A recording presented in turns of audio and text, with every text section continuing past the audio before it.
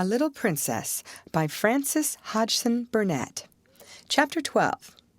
The Other Side of the Wall. When one lives in a row of houses, it is interesting to think of the things which are being done and said on the other side of the wall of the very rooms one is living in.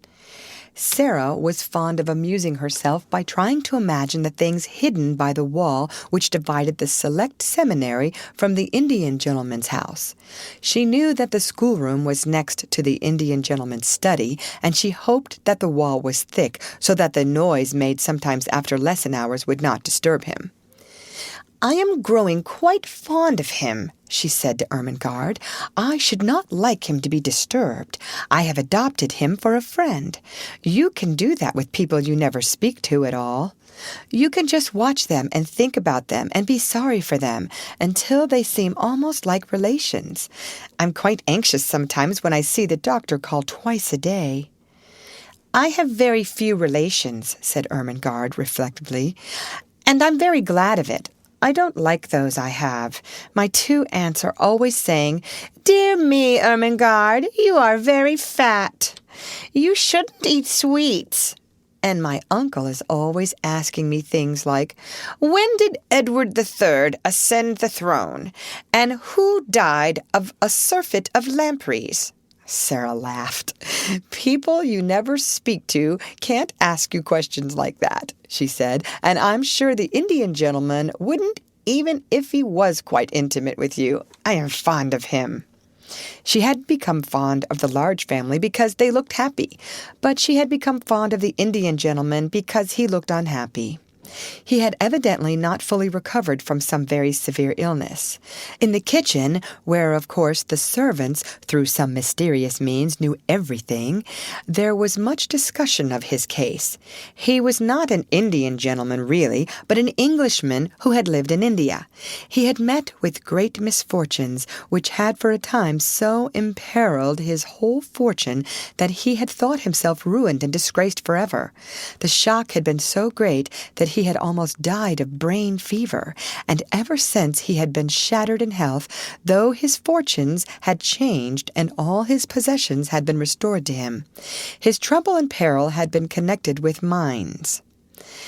"And mines with diamonds in 'em," said the cook. "No savings of mine never goes into no mines, particular diamond ones," with a side glance at Sara.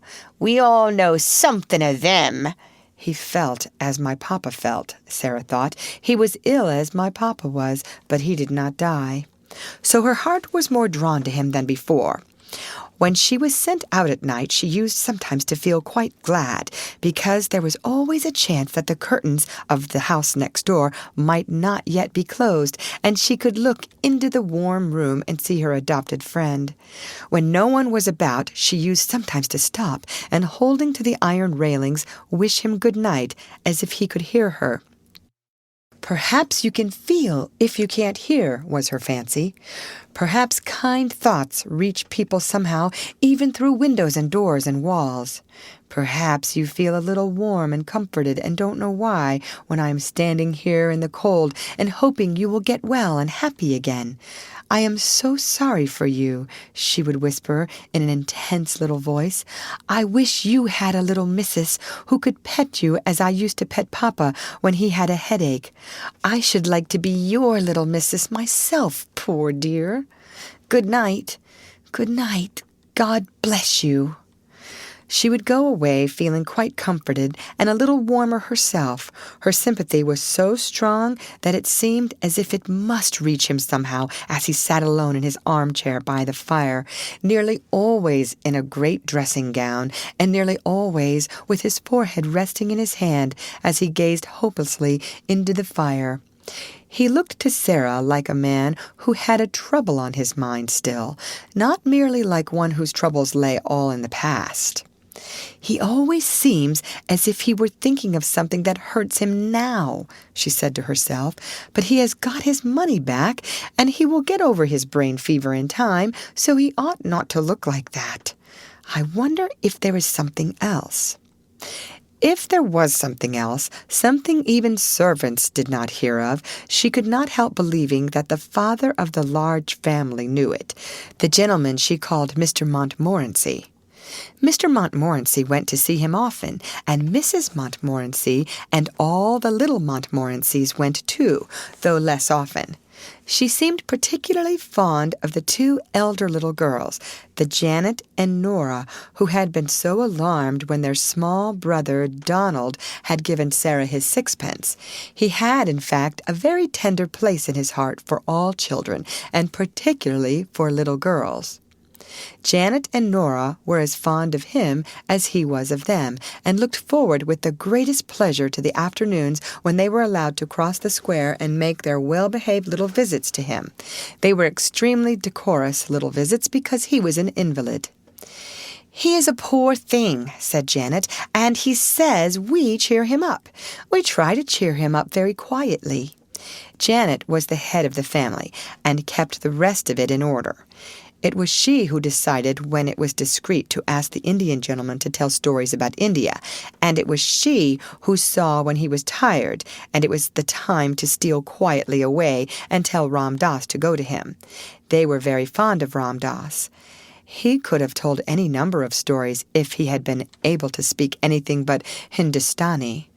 The Indian gentleman's real name was Mr. Carrisford, and Janet told Mr. Carrisford about the encounter with the little girl who was not a beggar. He was very much interested, and all the more so when he heard from Ram Das of the adventure of the monkey on the roof. Ram Das made for him a very clear picture of the attic and its desolateness, of the bare floor and broken plaster, the rusty empty grate, and the hard, narrow bed. "Carmichael," he said to the father of the large family, after he had heard this description, "I wonder how many of the attics in this square are like that one, and how many wretched little servant girls sleep on such beds, while I toss on my down pillows, loaded and harassed by wealth, that is, most of it not mine." "My dear fellow," Mr. Carmichael answered cheerily, "the sooner you cease tormenting yourself, the better it will be for you. If you possessed all the wealth of all the Indies, you could not set right all the discomforts in the world, and if you began to refurnish all the attics in this square, there would still remain all the attics in all the other squares and streets to put in order, and there you are." Mr. Carrisford sat and bit his nails as he looked into the glowing bed of coals in the grate. "Do you suppose," he said slowly, after a pause, "do you think it is possible that the other child, the child I never cease thinking of, I believe, could possibly be reduced to any such condition as the poor little soul next door?" Mr. Carmichael looked at him uneasily. He knew that the worst thing the man could do for himself, for his reason and his health, was to begin to think in the particular way of this particular subject. "If the child at Madame Pascal's school in Paris was the one you are in search of," he answered soothingly, "she would seem to be in the hands of people who can afford to take care of her. They adopted her because she had been the favorite companion of their little daughter who died.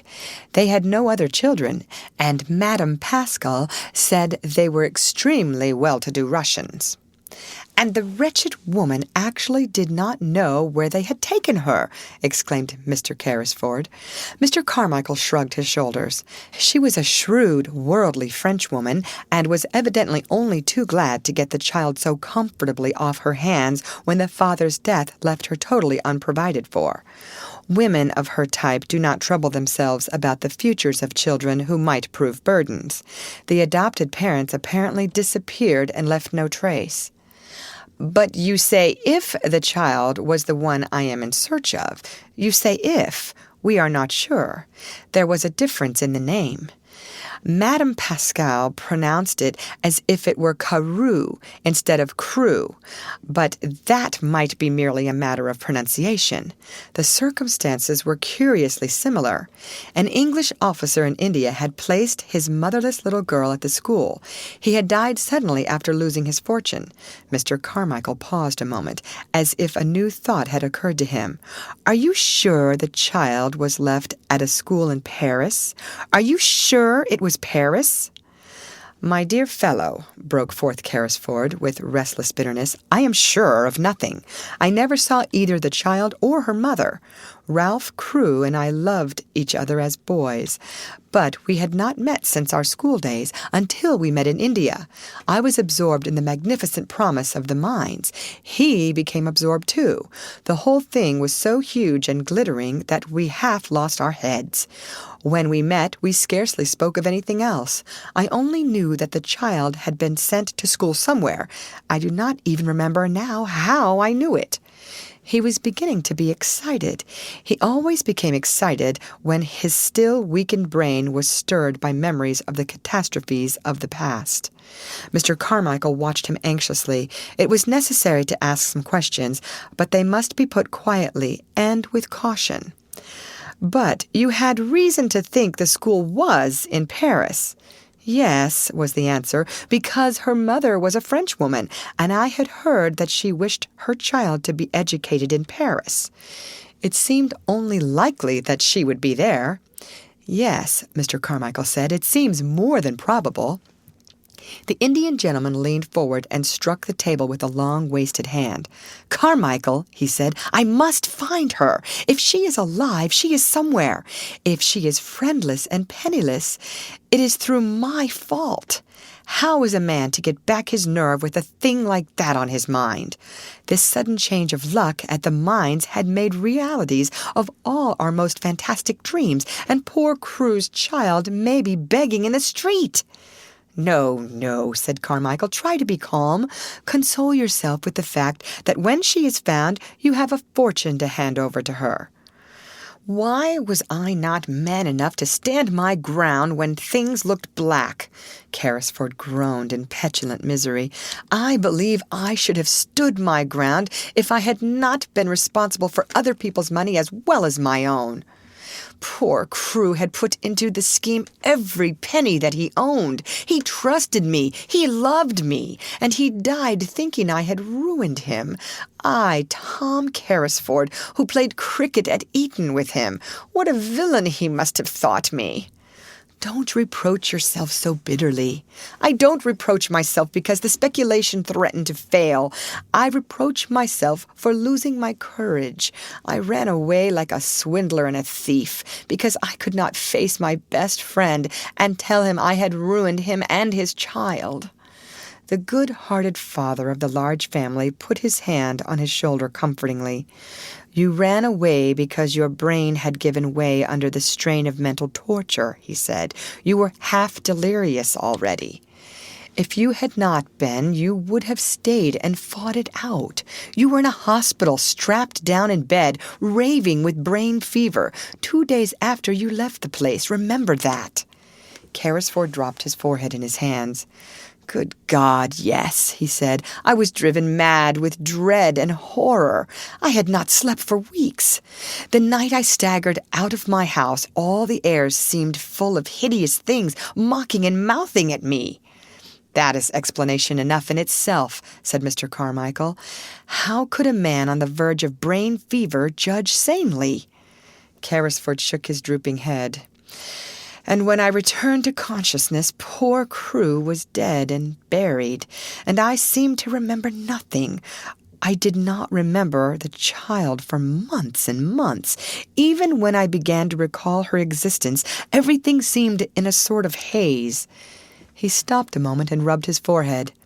"It sometimes seems so now when I try to remember. Surely I must sometime have heard Crewe speak of the school she was sent to. Don't you think so?"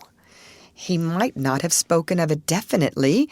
You never seem ever to have heard her real name." "He used to call her by an odd pet name he had invented. He called her his little missus, but the wretched mines drove everything else out of our heads. We talked of nothing else. If he spoke of the school, I forgot, and now I shall never remember." "Come, come," said Carmichael. "We shall find her yet. We will continue to search for Madame Pascal's good-natured Russians. She seemed to have a vague idea that they lived in Moscow. We will take that as a clue. I will go to Moscow."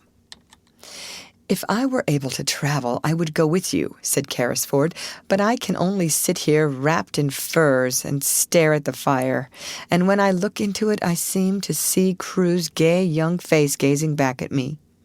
He looks as if he were asking me a question.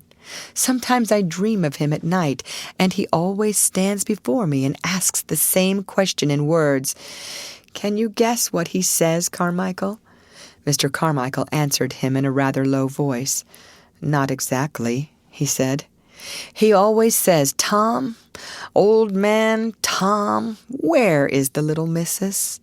He caught at Carmichael's hand and clung to it.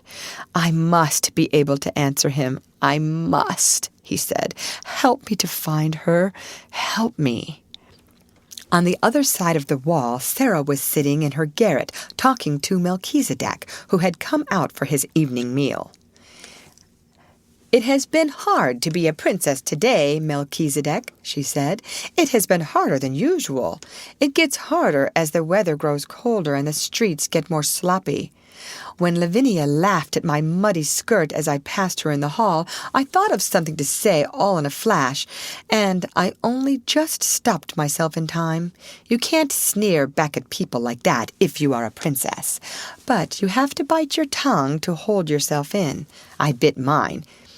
It was a cold afternoon, Melchizedek, and it's a cold night." Quite suddenly she put her black head down in her arms, as she often did when she was alone. "Oh, Papa," she whispered, "what a long time it seems since I was your little missus." This was what happened that day on both sides of the wall. End of chapter.